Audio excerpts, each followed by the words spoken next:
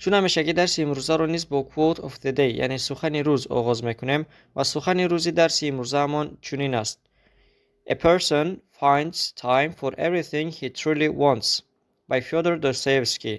ترجمهش به زبان تاجیکی می شود: انسان برای همه چیزی که در حقیقت خواهد وقت یافته می تواند. سخن فیودور داستایوفسکی.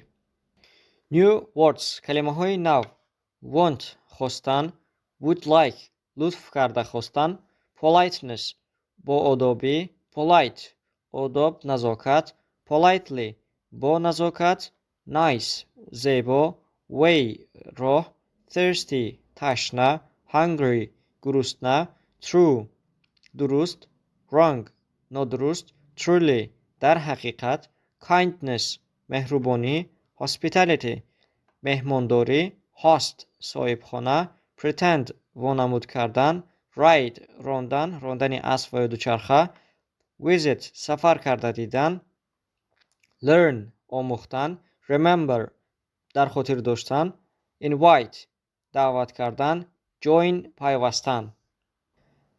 در اینجا درس امروزه ما به پایان رسید. اگر به کانال آبونه نشده باشید لطفاً آبونه شوید، به نوار لایک گذارید، فکر و عقیده های خود را برای بهتر کردن صفت درس ها در شرح ها نویسید. این نوار را به دوستان و نزدیکانتان روان کنید تا آنها نیز از درس های ما با خبر شوند و برای اولین شده خبردار شدن از درس های نو زنگوله را زیر کنید.